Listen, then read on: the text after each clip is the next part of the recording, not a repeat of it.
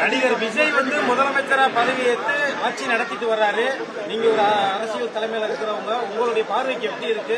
அவருடைய ஆட்சி நடப்புகள் எப்படி இருக்கு? நேரடியா சந்திச்சிருப்பீங்க. இல்லைங்க, 2 நாள்ல சொல்லக்கூடியது ஜோசியமா தான் இருக்க முடியும்.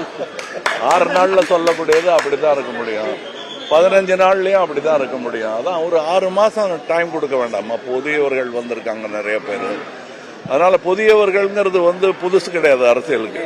சுதந்திரம் இந்தியா கிடைச்ச போது எல்லாருமே புதிய மினிஸ்டர்ஸ் தான். அதனால புதியவர்களை நம்ம கம்மியாவும் எடை போட வேண்டாம், ரொம்பவும் எதிர்பார்க்க கூடாது. என்ன நடக்குமோங்கிறத பார்த்துக்கிட்டு நீங்க தானே ஓட்டு போட்டீங்க, நீங்க தான் அது நல்லபடியா நடக்குதாங்கிறது நீங்க தான் கவனிக்கணும். நாங்களும் கண்காணிக்கிறோம். திராவிட கட்சிகள் இல்லாத ஒரு புதிய ஆட்சியை கொண்டு வந்திருக்காரு.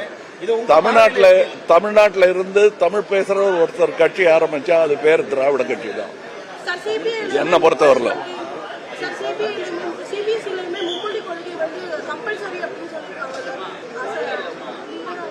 அதாவது கம்பல் பண்ண முடியுமா? தமிழ்நாட்டை பண்ணி பார்த்திருக்கோம் இல்லையா? அதனால ரஜினிகாந்த் என்ன சொல்றாருன்னா, விஜய் வெற்றி பெற்றது எனக்கு ஆச்சரியம் கலந்த ஒரு சந்தோஷம்.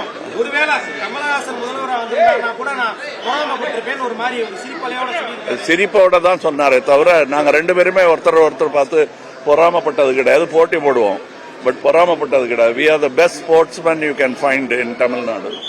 அது நாங்க சினிமா துறையில இருக்கோம். நாங்க கிரிக்கெட் விளையாடு இருந்தாலும் இப்படித்தான் இருந்திருக்கோம். சார், இப்ப சினிமா சம்பந்தமா நீங்க முதல்வர்கிட்ட நிறைய கோரிக்கைகள் வச்சிருக்கீங்க. அதுல ஒரு முக்கியமானது என்ன? இல்லையே, அததான் இருக்க. நீங்க படிச்சு கூட பார்க்க மாட்டேங்க. இல்ல, முதல்வர்கிட்ட இருக்க பத்திரிகையில உங்க நண்பர்களே அதை போட்டிருக்காங்க. திரும்ப அதையே பேசிட்டு இருக்க வேண்டாம். அதுல நல்லது எதுன்னு உங்களுக்கு தோணுதோ அதை சிறப்பா கோடிட்டு காட்ட வேண்டியது உங்க கடமை.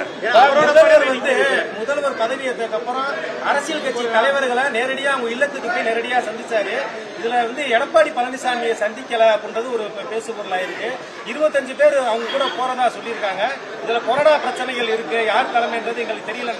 நீங்க எப்படி பாக்குறீங்க அந்த அணுகுமுறையை? உங்களை மாதிரிதான் பாக்குறேன், வேடிக்கை பாக்குறேன். நன்றி.